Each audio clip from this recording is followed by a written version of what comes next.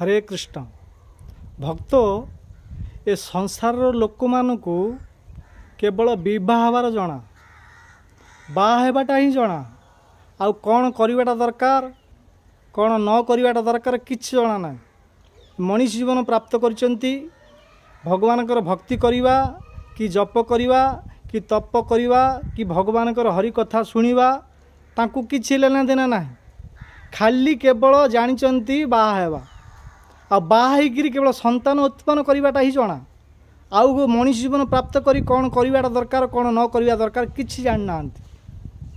काली पौदिन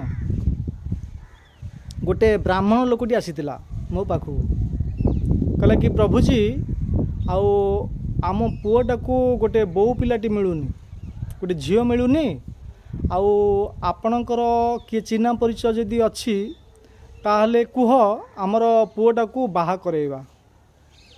तो आजिर डेट्रे तो बाहायापाई झील पिला मिलवाटा बहुत मुश्किल। तो से लोक मते कहला कि गोटे झील पिलाटी देख आपण तो आप प्रवचन करने जाऊँ सब जगह को आपणकर जदि किए चिन्हा परिचय थी ताहले मते कहिबे आउ ए वर्ष आमर पुओटा को विवाह करदेवा। तो मु कहली कि आमे साधु संत लोक आमे क्या ए बाहा किए बाहाब किए नहब आमको कौन एगुड़ा दरकार आमे तो ब्रह्मचारी लोक। तो से लोकटा बहुत विस्ताप अच्छी बहुत विरक्त अच्छी माने बहुत बहुत गाँव को जाई खोजिलाणी गोटे बो पिलाटी मिलूनी आ से पुओ को कम से कम 28-30 वर्ष होगलानी। से मु पचारि तुम पुओ कौन काम करुँच ना सूरत अच्छा। तो मु कहली कि देखंतु सूरत रहतु कि गवर्नमेंट सर्विस जॉब करंतु आजिर डेट्रे झील पिला मिलवाटा बहुत मुश्किल। तो मु कहली जदि झील पिला मिलुना ताले आपणकर पुओ को ब्रह्मचारी कर दियंतु आपणकर पुओ को ब्रह्मचारी कर देना। तो कहले ना बा मोर गोटे बोली पुओ ब्रह्मचारी करदेवी। तो मु कहली जदि ब्रह्मचारी कर पाउना ताले आपण देखंतु मु कोठी देखिबी आपणकर झील। कहवा तात्पर्य है कि संसार लोक माने केवल विवाह करी संतान उत्पन्न करवाटा ही जानिचंती आ भगवानकर भजन कीर्तन करी ए शरीर आमे मुक्ति किमिति पाइबा ए जन्म मृत्यु जराबाधि किमिति मुक्ति पाइबा से विषय किछि जानि नाहांती।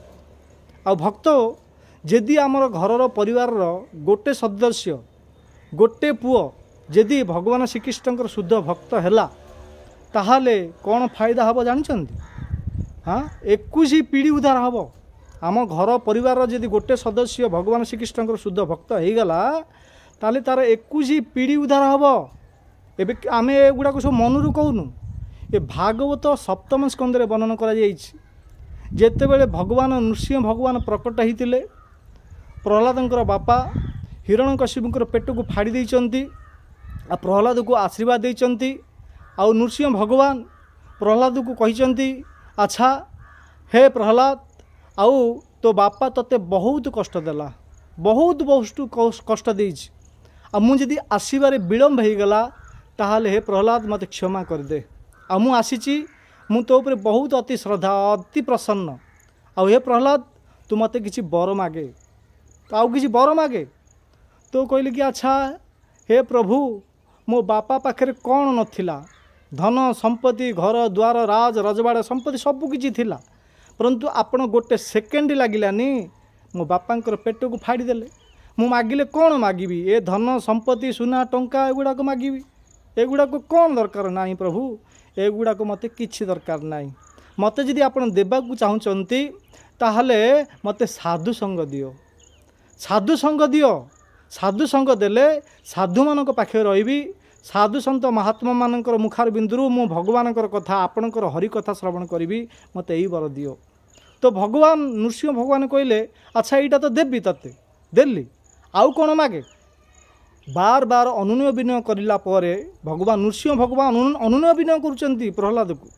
हाँ कहीं बापा बहुत कष्ट देते ना आउ किछि मागे यहाँ तो देवी आउ किछि मागे। तो प्रहलाद कौन मागिचंती कहली कि हे नृसिंह भगवान आपण जदि बार बार मते कहउचंती मागिया पई ताहाले मोर बापार किमती दुर्गति न हो ए बर दियो मोर बापार दुर्गति न हो सद्गति हो यही वर मते दियो। तो नृसिंह भगवान कही प्रहलाद को, अरे भक्त शिरोमणि प्रहलाद, तोर परी भक्त जो वंशरे, जो घर, जो परिवार रे तोर परी शुद्ध भक्त, मोर भक्त जो घरे जन्म निए, तार गोटे पीढ़ी तो बापार कौन देखुचु? बापार दुर्गति भावुचु तू? नाई, बापार सदगति हम।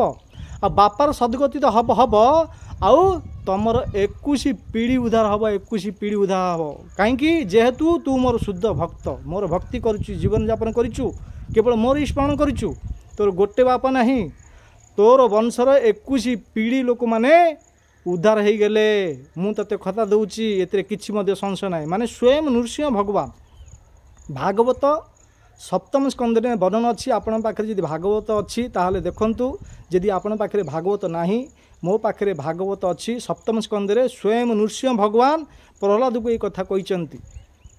आर कहवा तात्पर्य हला, जदि आमर घर परिवार गोटे सदस्य मध्य, गोटे व्यक्ति मध्य भगवान श्रीकृष्ण भक्त ही होचंती, ताहले आमर 21 पीढ़ी उद्धार ही होचंती।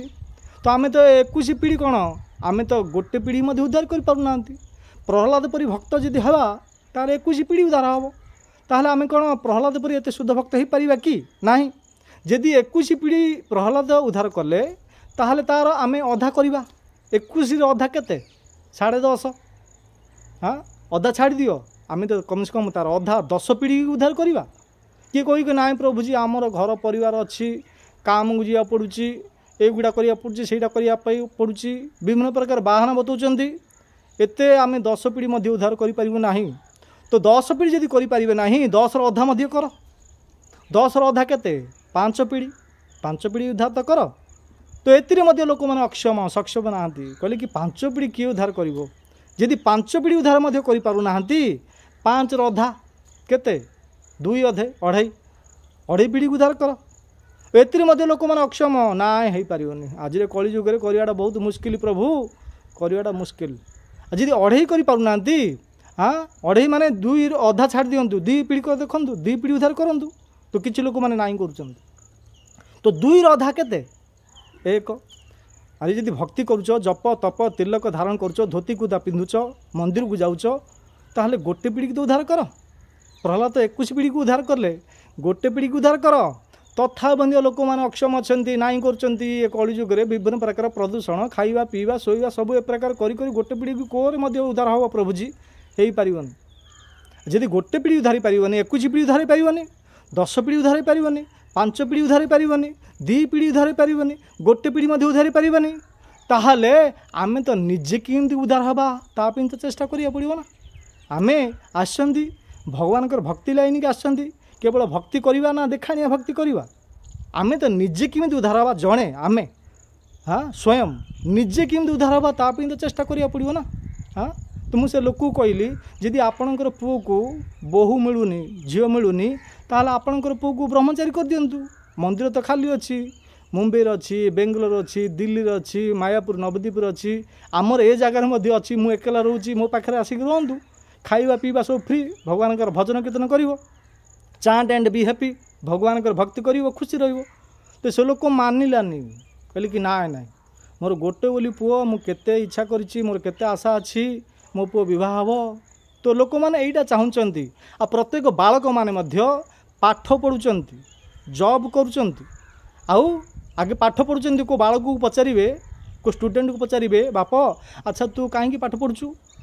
तो से बालक कौन कहूँ ना, जदि प्रभुजी मु भल पाठ पढ़ी तो भल डिग्री प्राप्त हम।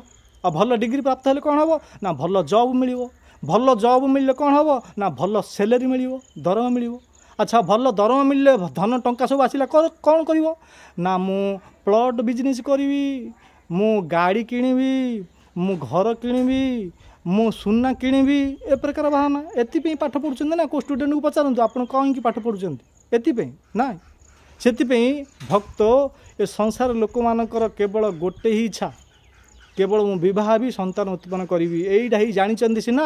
आ भगवान भजन कीर्तन करी ए मनीष देहरु केमिति प्राप्त हेबी, भगवान को केमिति प्राप्त हेबी, से विषय किसी जिज्ञासा नहीं, से विषय किसी जानिया को ही चाहूना। तो कहवा तात्पर्य एवं मध्य समय अच्छी, जदि आपण मानकर परिवार रे जदि को पुओ मान अछंती, हाँ जदि आपण मानकु बोहू मिलूनी विवाह करने को चाहूँ आपणकर पुओं को ताहले झील तो मिलबनी केमी विवाह हम ताहले आमे आपण को आदेश दौचु आदेश नहीं आपण को आमंत्रित करुचु आपण को निमंत्रण दौचु कि आपण को जदि झील मिलूनी ताहले एई जगार आसंतु आमर आश्रम मु ओडिशा रोची आस्कार रोची ए आश्रम रे आसी आपणकर भजन कीर्तन करी जीवन को सार्थक करेंगे।